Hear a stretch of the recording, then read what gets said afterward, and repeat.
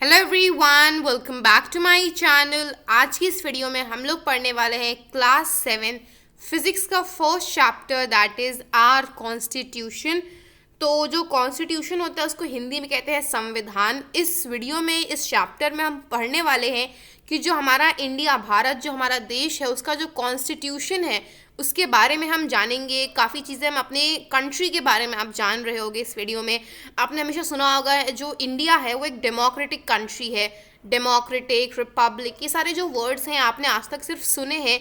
You may not be knowing the exact meaning of these words, पर इस chapter में हम उसको अच्छे से पढ़ते हैं। Not in very much detail but at least you'll have the basics of it. ठीक है, कुछ नए नए कॉन्सेप्ट्स आपको इंट्रोड्यूस करवाए जाएंगे इस चैप्टर में, like universal adult franchise, single citizenship, जो चैप्टर्स आपको आगे 9th क्लास में भी फिर से पढ़ने को मिलता है और उस वक्त ये बहुत डेप्थ में होता है। तो अगर अभी आपके बेसिक्स स्ट्रॉन्ग हो गए कॉन्स्टिट्यूशन चैप्टर के, ये सिविक्स एक बेसिकली फाउंडेशन है आपके लिए जो आपको आगे काम आएगा when you go into higher classes.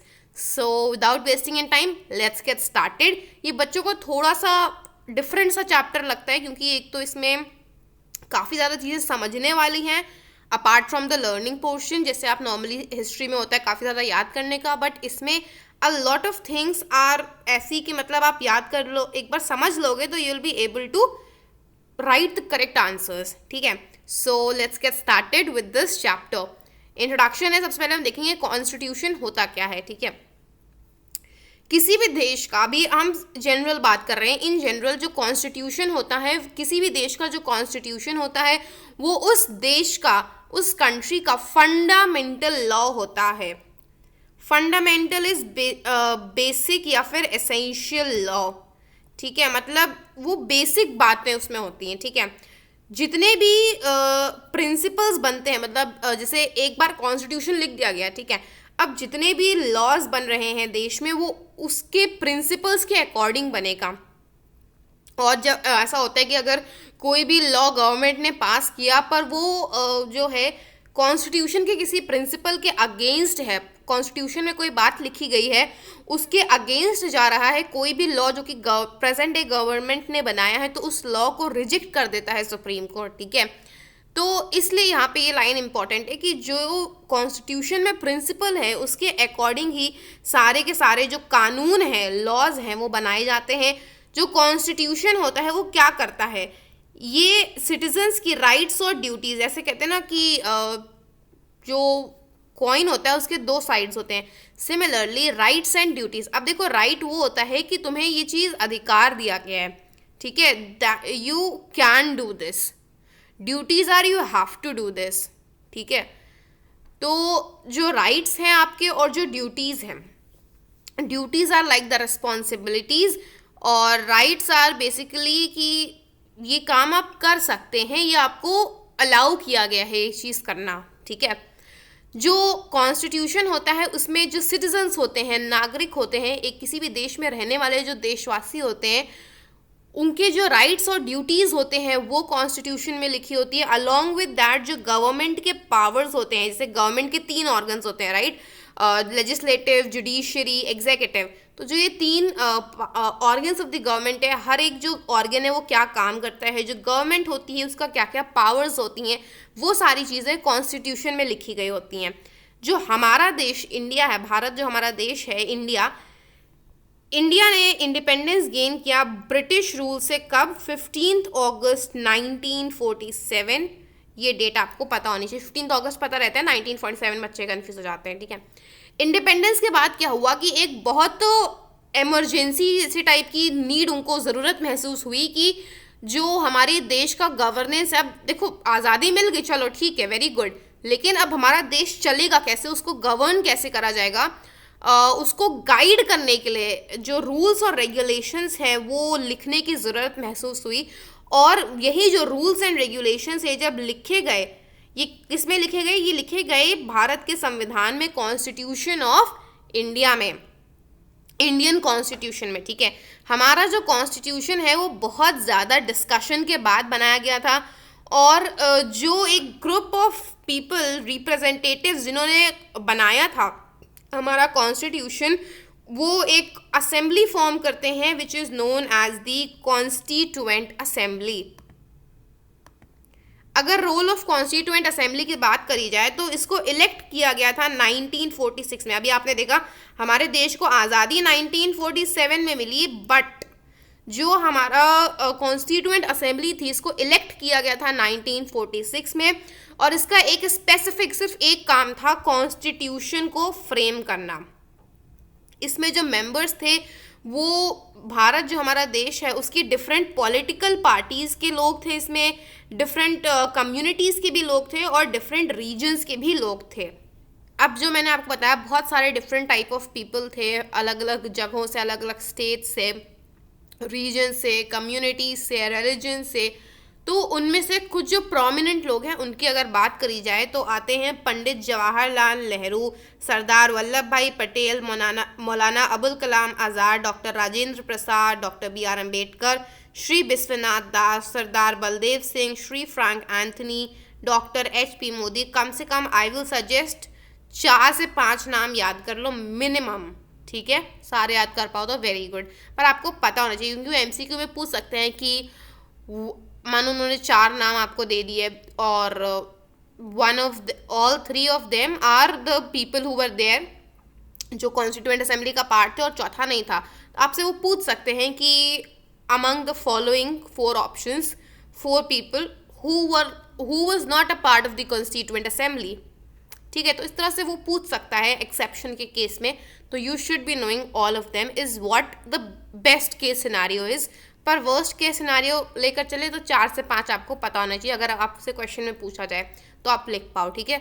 Women members included Sarojini Naidu. अगर हम सिर्फ स्पेसिफिक वुमेन की बात कर रहे हैं तो आते हैं Sarojini Naidu, Renuka Ray, Rajkumari Amrit Kaur, Hansa Mehta, Sucheta Kripalani and Vijaya Lakshmi Pandit among many others, और भी बहुत सारे थे, ठीक है?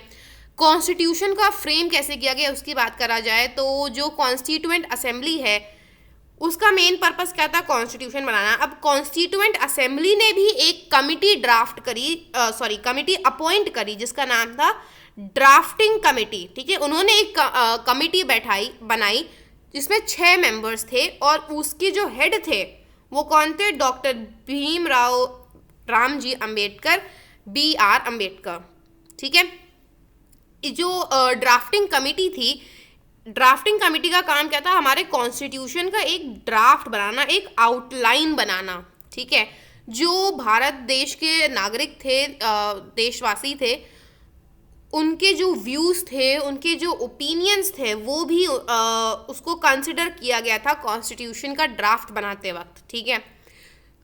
जो बाकी देश के कॉन्स्टिट्यूशंस जैसे कि UK, US, आयरलैंड, ये जो देश थे इसके जो कॉन्स्टिट्यूशन है उससे जो सूटेबल फीचर्स जो हमारे देश में एप्लीकेबल थे, ठीक है, जो हमारे देश में अगर हम इनकॉर्पोरेट करते, उसको लागू करते तो फ़ायदा होता हमारे को, तो वो सारे जो फीचर्स हैं वो भी बाकी देश के कॉन्स्टिट्यूशन से लिए गए हैं, ठीक है? अपार्ट फ्रॉम दैट जो चीज़ें सिर्फ हमारे देश के लिए थी, क्योंकि नया नया भी हमें इंडिपेंडेंस मिला था, तो कुछ फीचर्स जो बाकी देश में लोग नहीं अप्लाई कर रहे थे वो भी हमने अपने कॉन्स्टिट्यूशन में इनकॉर्पोरेट किया था डिपेंडिंग ऑन आर नीड, ठीक है? तो दूसरे से लिया भी उतना जितनी हमारी ज़रूरत थी और अपना खुद से भी उतना ही बनाया जितना हमें उस वक्त पे ज़रूरत थी, और बाद में जितनी जैसे जैसे ज़रूरत बढ़ती गई, उस वक्त का टाइम और था, इस वक्त टाइम और है, तो जो चेंजेस रिक्वायर्ड थे from time to time amendments आते गए and this will keep on coming, ठीक है? अगर role of doctor BR Ambedkar की बात करी जाए तो first let's talk about the very famous thing जो आप सबको पता है। डॉक्टर BR अम्बेडकर जो हैं इनको फादर ऑफ इंडियन कॉन्स्टिट्यूशन कहा जाता है, ऑल्सो इनको बाबा साहब भी पॉपुलरली इस नाम से जाना जाता है। ये एक पॉपुलर लॉयर थे और एक सोशल रिफॉर्मर थे। इन्होंने कौन कौन से रिफॉर्म्स करे ये आप पढ़ोगे क्लास 8th में, ठीक है?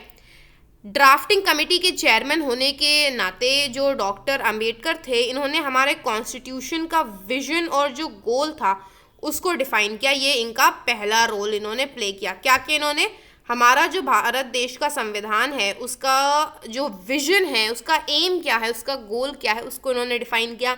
उन्होंने ये इंश्योर किया कि जो फंडामेंटल राइट्स हैं, ख़ास तौर पे वो फंडामेंटल राइट्स जो कि अनटचेबिलिटी को एबॉलिश कर रहे हैं। जो डॉक्टर बी आर अम्बेडकर हैं, इन्होंने बहुत ज़्यादा इंपॉर्टेंट रोल प्ले किया था अनटचेबिलिटी को एबॉलिश करवाने में, ठीक है।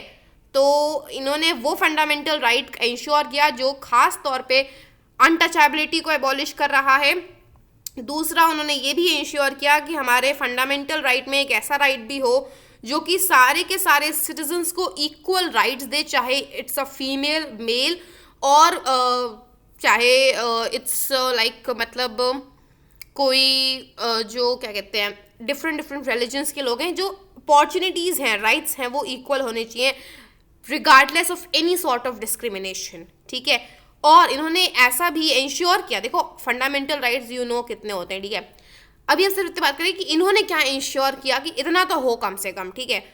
और हर तौर का, हर टाइप का जो डिस्क्रिमिनेशन है, काइंड का जो डिस्क्रिमिनेशन है, वो इन्होंने प्रोहिबिट किया, स्टॉप किया, ठीक है।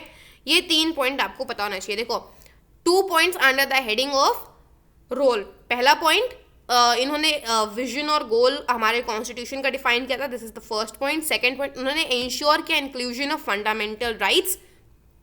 इस पॉइंट के 3 सब पार्ट हैं, which specifically abolished untouchability, guaranteed equal rights to all citizens and prohibited discrimination.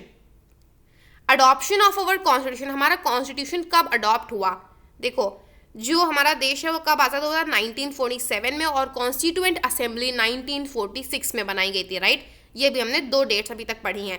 26 November 1949 is an important date in the history of India, क्योंकि इस दिन को हमारा जो इंडियन कॉन्स्टिट्यूशन है वो कॉन्स्टिट्यूएंट असेंबली के द्वारा पास किया गया था।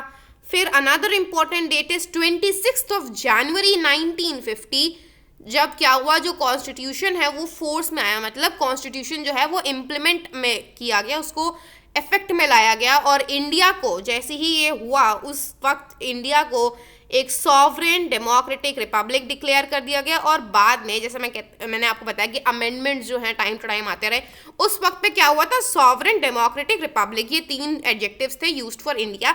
आफ्टर दैट व्हाट हैपेंस, जो चेंजेस आए हमारे देश में, उसके बाद हमने डिसाइड किया चलो 2 वर्ड और ऐड कर देते हैं, सोशलिस्ट एंड सेक्युलर। ये इंपॉर्टेंट टर्म्स हैं जिसकी हमें ज़रूरत है, ठीक है, जो हमें यूज़ करना चाहिए इंडिया के साथ और इंडिया को डिक्लेयर करने के लिए।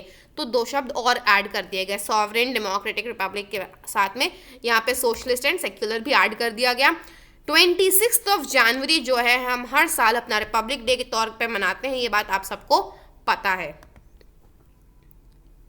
ये there is an spelling error, यहाँ पे एक सिंगल एन होता है, ठीक है, एडॉप्शन। जब एक बार इंडियन कॉन्स्टिट्यूशन अडॉप्ट कर लिया गया, तब क्या हुआ, जो कॉन्स्टिट्यूएंट असेंबली के चेयरपर्सन थे, कौन थे? डॉक्टर राजेंद्र प्रसाद। कंफ्यूज मत होना, कॉन्स्टिट्यूएंट असेंबली के चेयरपर्सन या हेड कौन थे? डॉक्टर राजेंद्र प्रसाद थे। और जो ड्राफ्टिंग कमेटी के हेड थे वो थे doctor BR Ambedkar. Constituent assembly के चेयरपर्सन कौन थे? डॉक्टर राजेंद्र प्रसाद। और जो डॉक्टर राजेंद्र प्रसाद थे, इनको इंडिपेंडेंट इंडिया का फर्स्ट प्रेसिडेंट इलेक्ट किया गया। अब जब भी आप लिखोगे first president, do not miss out the key term independent India. बच्चे जो है इंडिपेंडेंट इंडिया लिखना भूल जाते हैं, so don't do this mistake.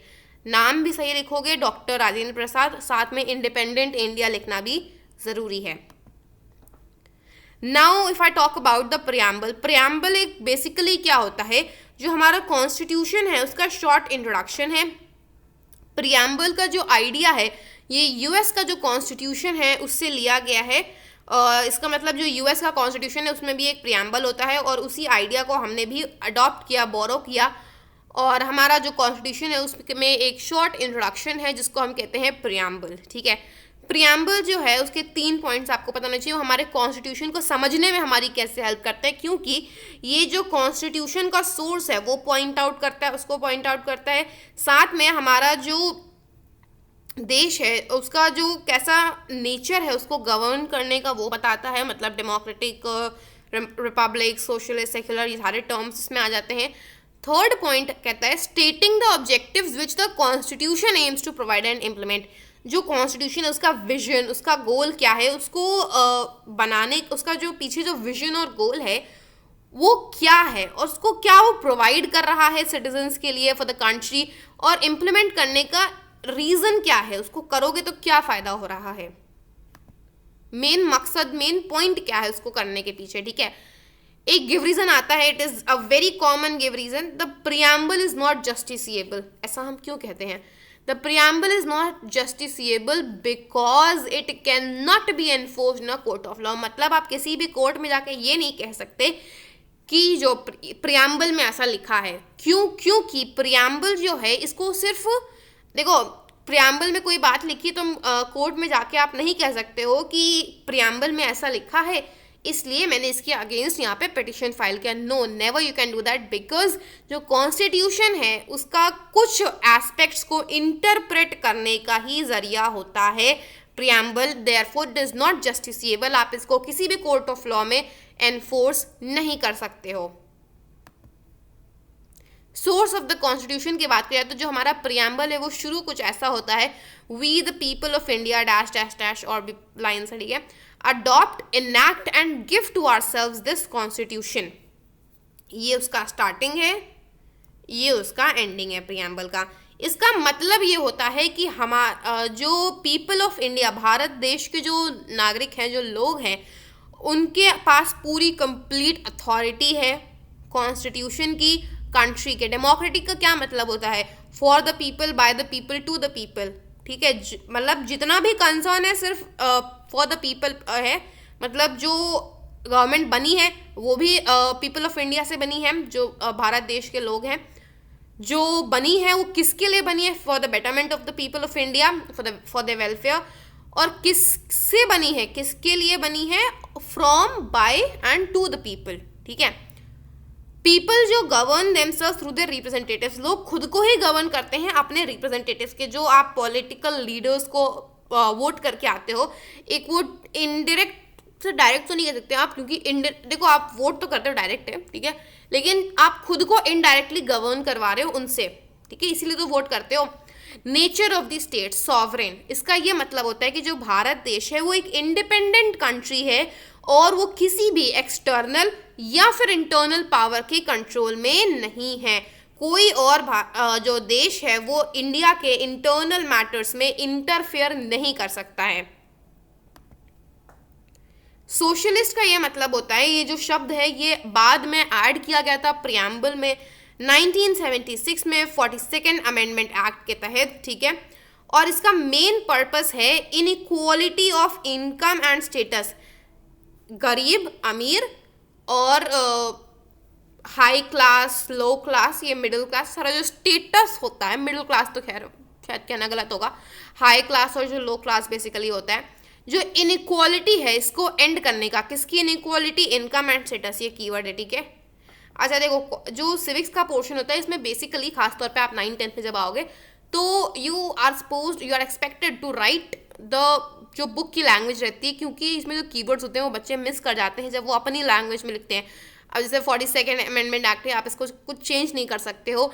Inequality of income and status को आपको चेंज नहीं कर सकते। हाँ, ये कर सकते हो, मेन पर्पस को, मेन एम लिख दो इस सेंटेंस में, ठीक है। तो बेहतर है कि आप बुक की लैंग्वेज में ही आंसर लिखने की कोशिश करें, ठीक है।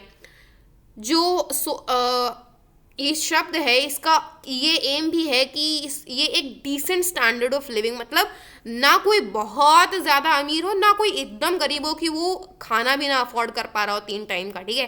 तो एक बेसिक डिसेंट स्टैंडर्ड की जो बेसिक नेसेसिटीज़ होती हैं, फूड, वाटर, शेल्टर, क्लोथ्स, ये सारी चीज़ें जो इंसान है वो एक डिसेंट सा अपने लिए रख पाए, ठीक है, प्रोवाइड कर पाए खुद को। ऐसा प्रोवाइड करने के लिए हमारा जो सोशलिस्ट है ये टर्म यूज़ किया जाता है, इसका एम ये होता है।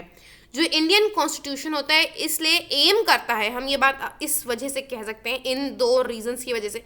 देखो, अगर आपके पास गिव रीजन आता है, give reason the Indian constitution aims at providing equal opportunities to all. Why? This is because the nature of the state is socialist, सबसे पहला पॉइंट। फिर आप चाहो तो बताओ this word was added to the preamble in 1976, मत बताओ तो भी चलेगा। यहाँ पे ये 2 पॉइंट्स आपको मेंशन करना पड़ेगा कि जो मेन पर्पस है it is to end inequality of income and status, और इसका एम है to provide a decent standard of living to all. Secular, जो भारत देश है it is a secular country. जो शब्द सेक्युलर है ये भी प्रियम्बल में ऐड किया गया था 42nd अमेंडमेंट एक्ट के तहत सेक्युलरिज्म का ये मतलब होता है कि जो स्टेट है, दो मीनिंग है, ठीक है, ये दोनों आपको लिखने पड़ेंगे। सेक्युलरिज्म का ये मतलब होता है कि जो स्टेट है, जो कंट्री है, वो अपने रिलीजन्स को इक्वली प्रोटेक्ट करती है, किसी भी रिलीजन को ज़्यादा वेटेज या किसी को भी कम वेटेज नहीं दिया जाएगा, सब इक्वल हैं, ठीक है।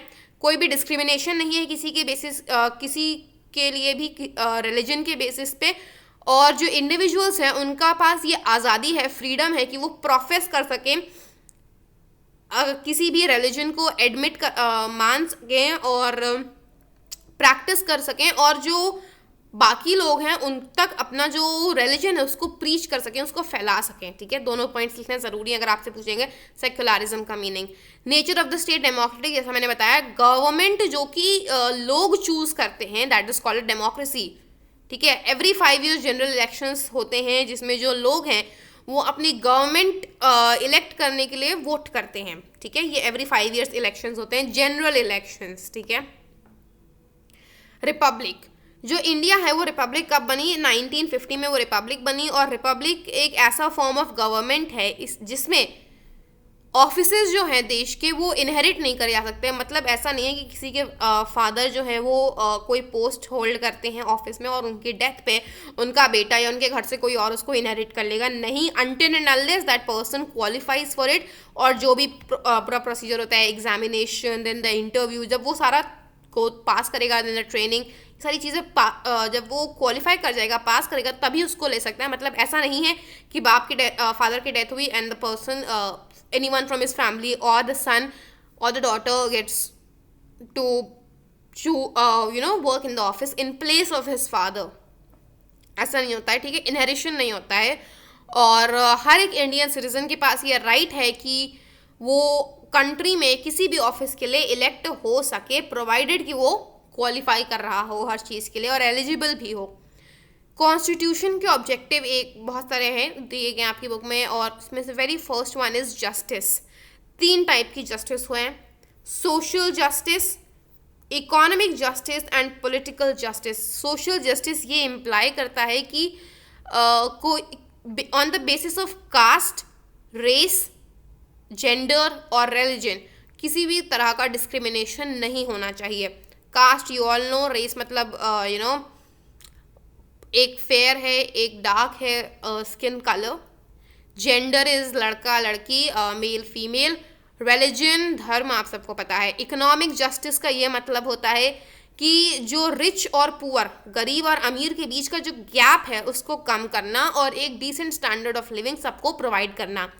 पॉलिटिकल जस्टिस का ये इम्प्लीकेशन होता है कि जो सिटीजन्स है, सारे सिटीजन्स के पास इक्वल अपॉर्चुनिटीज़ होनी चाहिए 2 चीज़ों के लिए। इक्वल अपॉर्चुनिटी होनी चाहिए कि वो इलेक्ट हो पाए, ठीक है, अगर वो इलेक्शन में खड़ा होना चाह रहा है तो वो खड़ा हो पाए।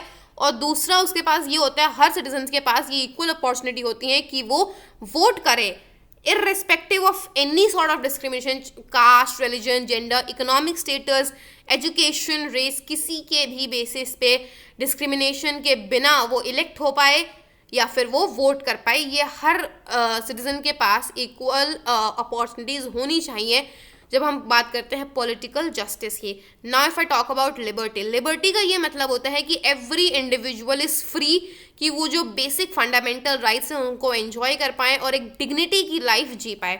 2 चीज़ों के लिए, every individual is free to enjoy the basic rights, और दूसरा and live a life of dignity.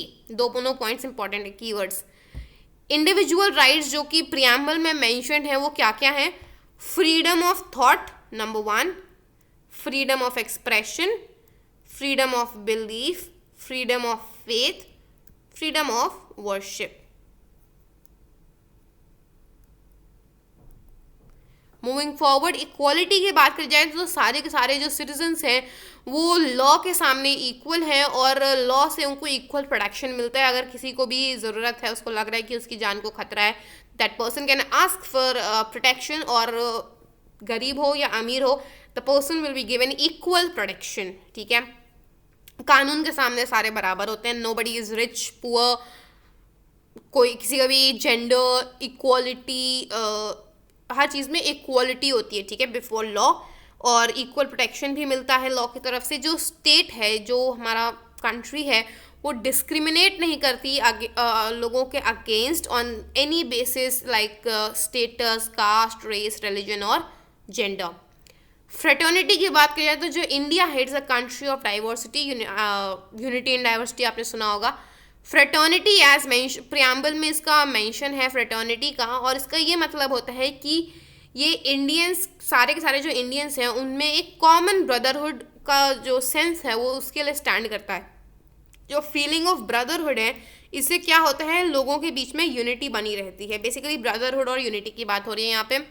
Features of our constitution की बात करें, जो इंडियन कॉन्स्टिट्यूशन है उसका एक फेडरल फॉर्म ऑफ गवर्नमेंट है।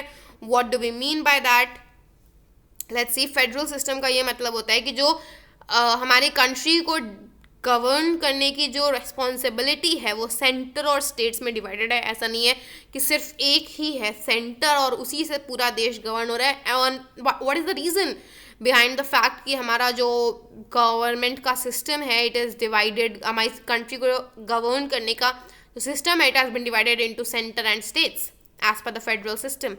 रीज़न इज़ कि जो हमारा जो देश है भारत देश, ये बहुत ज़्यादा बड़ा है और इतने सारे लोगों को अकेले मैनेज करना एक सिंगल गवर्नमेंट के लिए पॉसिबल नहीं होगा, और अगर कर भी लेंगे तो वो इफेक्टिव नहीं होगा।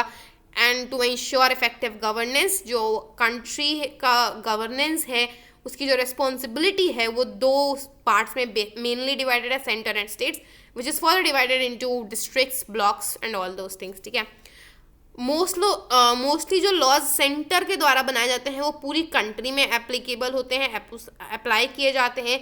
जो स्टेट के द्वारा लॉ बनाए जाते हैं वो सिर्फ उसी स्टेट के अंदर अंदर फॉलो किए जाते हैं।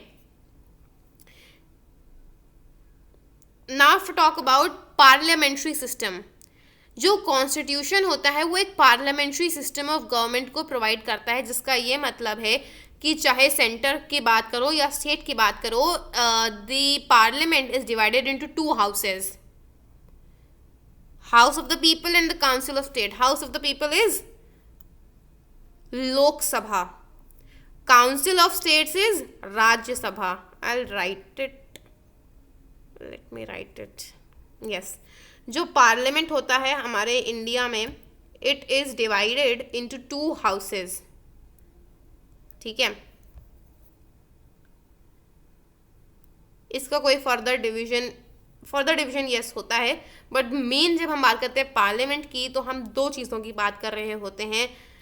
Number one is the Lok Sabha, house of the people. Lok Sabha को लोअर हाउस भी कहते हैं, आई एम राइटिंग लोकसभा, ठीक है, also known as house of the people and lower house. और ये वाला जो है it is Rajya Sabha, council of states और द अपर हाउस। कॉन्स्टिट्यूशन वो एक parliamentary system of government provide करता है। इसका मतलब सेंटर हो या स्टेट हो, एक पार्लियामेंट्री सिस्टम ऑफ गवर्नमेंट है जिसके अनुसार जो पार्लियामेंट है वो दो कैटेगरी में हाउसेज में डिवाइडेड है, that are house of the people Lok Sabha and the Rajya Sabha. जो गवर्नमेंट सेंटर पे है वो पार्लियामेंट को आंसरेबल है, जवाबदेह है, और जो गवर्नमेंट है स्टेट लेवल पे वो स्टेट लेजिस्लेचर को आंसरेबल है। ठीक है, कहने का मतलब ये है, देखो जब मैं कह रही हूँ कॉन्स्टिट्यूशन जो है parliamentary system of government provide करता है both at centre and state level, इसका जो क्वेश्चन ये हो सकता है कि सेंटर पे किसको देखो provides for a parliamentary system of government मतलब किसको आंसरेबल है। जो सेंटर में गवर्नमेंट है, एट द सेंटर लेवल जो गवर्नमेंट है that is answerable to the parliament. और जब हम बात करते हैं स्टेट लेवल की तो जो गवर्नमेंट है वो किसको आंसरेबल है, स्टेट लेजिस्लेचर को, which is Vidhan Sabha and Vidhan Parishad. Talking about the organs of the government, जो तीन ब्रांचेस है, मैंने आपको पहले भी बोला था, legislative, legislature, executive and judiciary और जुडिशियल ब्रांच। ठीक है, लेजिस्लेटिव ब्रांच का काम होता है पार्लियामेंट, इसमें क्या क्या इंक्लूड होता है, parliament and the state legislatures of various states. जब हम लेजिस्लेटिव की बात करते हैं it is the law making body. पहली चीज़ इसमें हम कौन कौन चीज़ें इंक्लूड होती हैं, एक तो आपका पार्लियामेंट हो गया, और जो वेरियस स्टेट्स सारे जो स्टेट्स होते हैं उसकी जो स्टेट लेजिस्लेचर्स होते हैं वो इसमें इंक्लूडेड होते हैं। ठीक है, जो लेजिस्लेचर होता है वो देश के लिए जो लॉज हैं, कानून है, वो बनाने का काम करता है। एग्जीक्यूटिव ब्रांच में आते हैं president, vice president, prime minister, council of ministers, ministers का एक काउंसिल, और भी बहुत सारी चीज़ें। ठीक है, एग्जीक्यूटिव जो है यहाँ पढ़ते हैं वो क्लास 8 में, राइट। चलो, एंड जुडिशरी ऑल्सो। जो एग्जीक्यूटिव है ये जो लेजिस्लेचर के डिसीजंस हैं, देखो I will tell you in short पहले तीनों का। जब मैं बात करती हूँ आपसे लेजिस्लेचर की या लेजिस्लेटिव ब्रांच की, when I talk about legislature, I am basically talking about that body जो कि लॉ बना रही है। इसका काम क्या है? It deals with the making, it is concerned with the making of the laws। ठीक है, ये हमारा पहला वाला हो गया ब्रांच। दूसरा branch is your executive. Executive का क्या काम होता है? इम्प्लीमेंट करना लॉज को, implementation and execution of the laws, implementation and of the laws जो किसने बनाए हैं? पार्लियामेंट के द्वारा बनाए, सॉरी लेजिस्लेचर के द्वारा बनाए गए हैं। Third one if I talk about that is your judiciary. उसके दो काम होते हैं। जुडिशरी का पहला तो काम ये होता है कि वो चेक करेगी पहले तो कुछ एक्सटेंट तक कि जो एग्जीक्यूटिव है वो अपना काम सही से कर रहा है या नहीं कर रहा है, मतलब ensures the implementation and execution of laws made by the legislature, and it also resolves the disputes or the conflicts between people। देखो एग्जीक्यूटिव में क्या क्या आता है ये आपको पता होना चाहिए हर एक ब्रांच का, ठीक है। जैसे लेजिस्लेटिव में पार्लियामेंट और स्टेट लेजिस्लेचर आते हैं, वैसे एग्जीक्यूटिव में आते हैं president, vice president, prime minister, council of ministers. जो एग्जीक्यूटिव है ये जो लेजिस्लेचर के डिसीजंस हैं, लॉज उसको कैरी आउट करता है, उसको इम्प्लीमेंट करता है। जुडिशियल ब्रांच जो है ये सुप्रीम कोर्ट, हाई कोर्ट और लोअर कोर्ट्स को कंसिस्ट करती है, पहली चीज़। अनदर जो जुडिशरी है ये सिटीजन्स के राइट्स को प्रोटेक्ट करते हैं, दिस इज थर्ड पॉइंट। मैंने आपको 2 पॉइंट बोले थे। पहला, ensures the execution and the implementation of laws made by the legislature। दूसरा point, resolves disputes between people or the conflicts between people। तीसरा पॉइंट आप ये भी लिख सकते हो, protects the rights of the citizens। ठीक है, या सिर्फ protects the rights of the citizen लिखा हुआ, then also you'll be awarded the marks। ठीक है, क्योंकि आपकी बुक में यही लिखा है सिर्फ। Now if I talk about independent judiciary, हमारा जो कॉन्स्टिट्यूशन है वो एक इंडिपेंडेंट जुडिशरी बनाता है, इस्टेब्लिश करता है। जुडिशरी जो है वो किसी भी लॉ को अनकॉन्स्टिट्यूशनल डिक्लेयर कर सकती है। जैसे मैंने आपको बताया था जो सुप्रीम कोर्ट होता है वो किसी भी लॉ को अनकॉन्स्टिट्यूशनल, मतलब उसको कह सकता है कि वो अगेंस्ट है, किसी भी कॉन्स्टिट्यूशन के प्रिंसिपल के अगेंस्ट अगर वो होता है तो उसको रिजेक्ट करा जा सकता है, उसको पास नहीं करते हैं, फाइनल नहीं करते हैं। ठीक है, इफ़ इट इज़ अगेंस्ट, 3 चीज़ों के अगेंस्ट अगर वो हो रहा है, एक या एक से ज़्यादा, तो उसको हम जो जुडिशरी है वो उसको अनकॉन्स्टिट्यूशनल डिक्लेयर कर देती है। टर्म जो स्पेलिंग है उसका ध्यान रखना। किन कंडीशंस में? पहला कंडीशन, अगर जो फंडामेंटल राइट्स हैं कॉन्स्टिट्यूशन के द्वारा गारंटी करे गए जो फंडामेंटल राइट्स है उसके अगेंस्ट जा रहा है लॉ, या फिर कॉन्स्टिट्यूशन का किसी कंपल्सरी प्रोविजन के अगेंस्ट जा रहा है। ठीक है, इन 2 कंडीशंस में, 2 में मैं सॉरी आपको 3 बोल रही थी, सिर्फ 2 ही कंडीशन है, इन 2 में से एक या दोनों ही कंडीशंस अगर अप्लाई हो रही हैं, वो लॉ कंटेन कर रहा है, इसके अगेंस्ट हैं, ठीक है, अगर इसके अगेंस्ट है लॉ तो जो जुडिशरी है उसको अनकॉन्स्टिट्यूशनल डिक्लेयर कर देगी। ये जो प्रोविजंस हैं 2, इनको बनाया क्यों गया? Have been made to make the judiciary को इंडिपेंडेंट बनाने के लिए ही ये जो पॉइंट्स हैं ये दिए गए हैं। ठीक है, स्पेसिफिक क्वालिफिकेशंस जो हैं जजेस के अपॉइंटमेंट के लिए ले डाउन की जाती है। सुप्रीम कोर्ट के जज के लिए अलग अपॉइंटमेंट क्वालिफिकेशंस चाहिए होती हैं और हाई कोर्ट के जजेस के लिए अलग। सुप्रीम कोर्ट और हाई कोर्ट के जो जजेस हैं वो प्रेसिडेंट ऑफ इंडिया अपॉइंट करता है। ठीक है, जो चीफ जस्टिस ऑफ इंडिया है उनको कंसल्ट करते हैं इन द अपॉइंटमेंट। देखो जो सुप्रीम कोर्ट और हाई कोर्ट के जजेस हैं, they are appointed by the president of India, लेकिन उसका जब अपॉइंटमेंट हो रहा होता है तो उसको अपॉइंट करने के लिए कंसल्ट करते हैं चीफ जस्टिस ऑफ इंडिया से। तो जजेस हैं वो ऑफिस से तभी रिमूव करे जा सकते हैं अगर दोनों हाउसेज यानी लोकसभा और राज्यसभा दोनों का कहना है कि कुछ प्रॉब्लम है, may be the person is corrupt, या वो अपने जो पावर पोजीशन है उसका गलत फायदा उठा रहा है। मतलब जब तक दोनों हाउसेज से अप्रूवल नहीं आएगा तब तक किसी भी जज को आप रिमूव नहीं कर सकते from the office. Fundamental rights की बात की जाए तो जो कॉन्स्टिट्यूशन है हमारा भारत देश का संविधान जो है, भारतीय संविधान, ये हर नागरिक को, हर सिटीजन को कुछ बेसिक राइट गारंटी करता है और उन राइट्स को हम कहते हैं फंडामेंटल राइट्स। इनका काम क्या होता है, हमारी गवर्नमेंट का डेमोक्रेटिक नेचर को बरकरार रखना, मेंटेन रखना। If I talk about the directive principles of state policy, तो हमारा जो कॉन्स्टिट्यूशन का पार्ट 4 है वो कुछ प्रिंसिपल्स स्टेट करता है जो कि गवर्नमेंट को फॉलो करना चाहिए, और कुछ आइडियल्स जो कि गवर्नमेंट को अचीव करने के लिए एम रखना चाहिए कि हमें इस पोजीशन तक पहुंचना है। कुछ प्रिंसिपल्स जो गवर्नमेंट को फॉलो करने हैं और कुछ आइडियल्स जिस तक पहुंचने के लिए, जिसको फुलफिल अचीव करने के लिए गवर्नमेंट का एम होना चाहिए, ठीक है। और इन प्रिंसिपल्स को हम कहते हैं directive principles of state policy. ये एडमिनिस्ट्रेटिव मैटर्स और लॉज को जब हम फ्रेम करते हैं तब इनका फॉलो करना चाहिए, इनका पालन करना चाहिए। Now if I talk about single citizenship, citizenship जो है वो लोगों को कुछ राइट्स और रिस्पॉन्सिबिलिटीज़ देती है। इंडिया में सिंगल सिटीजनशिप होती है, कुछ जगहों पे डुअल सिटीजनशिप होती है, मतलब you are a citizen of the state and also of the country. People जो कि भारत देश में, जो लोग भारत देश में पैदा हुए हैं, पैदा नहीं हुआ, आई एम रॉन्ग हियर, जो सिटीजन इंडिया के सिटीजन्स के जब बच्चे होते हैं, ठीक है, मतलब जो बच्चा पैदा हुआ है to the citizens of India, मतलब जो बच्चा पैदा हुआ है वो भारतीय नागरिक का ही बच्चा है। तो जो बच्चा हुआ है वो नेशन के जो सिटीजन्स हैं, वो सिटीजन्स का नेशन का सिटीजन है, मतलब जो बच्चा पैदा हुआ होता है that is the citizen of the nation, और वो उस पर्टिकुलर स्टेट का नहीं होता, ना ही उस पर्टिकुलर सिटी या डिस्ट्रिक्ट का होता है जहाँ पर वो बॉर्न होता है, ठीक है। किसी और कंट्री को बिलोंग करता हुआ अगर पर्सन जो है इंडियन सिटीजनशिप को एक्वायर करना है, मतलब वो किसी और कंट्री का है, लेट्स से वो अमेरिकन है या कोई भी और कंट्री का है, लेकिन अगर उसको इंडियन सिटीजनशिप करनी है तो वो जो इंसान है वो ऐसा कर सकता है कुछ कंडीशंस को फुलफिल करके।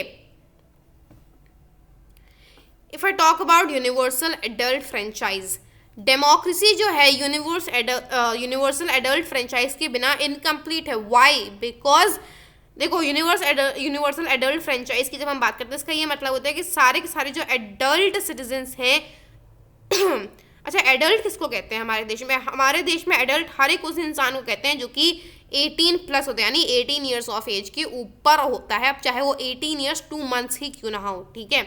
अगर 18 के ऊपर है तो that person is an adult. तो सारे खरे जो एडल्ट सिटीजन्स हैं they are entitled to elect their representatives to the government. Simple सी बात है, वोट डालना उनको अलाउड है और उनको डालना चाहिए, दैट इज कह सकते हैं सॉर्ट ऑफ ड्यूटी, उनके पास ये राइट है वोट करने का, ठीक है। 18 ईयर्स ऑफ एज या उसके ऊपर के जो हैं, बेसिकली 18 साल या उसके ऊपर के जो लोग हैं सिटीजन्स जो हैं इंडिया के, देखो इंडियन सिटीजन होना चाहिए और 18 साल या उससे ऊपर की एज होनी चाहिए। They have the right to vote irrespective of all sorts of discrimination.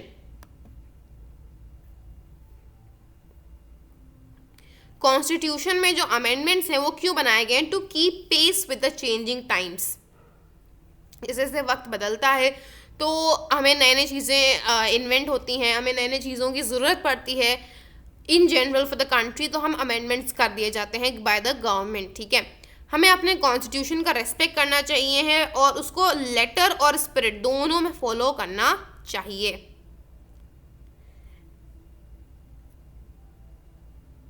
That's all for this video. I hope आपको सब कुछ अच्छे से समझ में आ गया हो। Any doubts you are most welcome to ask me in the comment sections of this video. I'll ensure कि मैं उसका रिप्लाई ज़रूर से करूँ।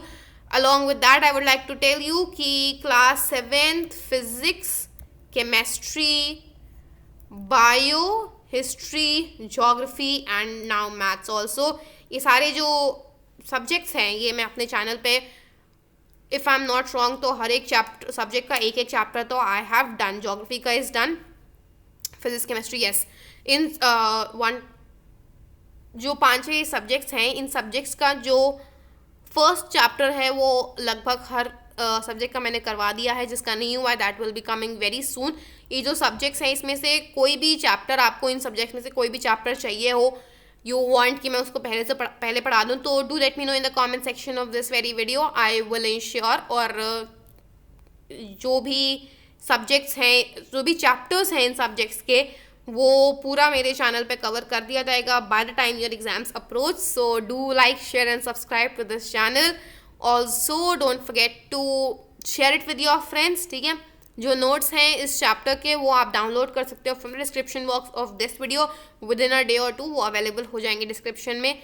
So that's all for this video. I will see you soon my next video.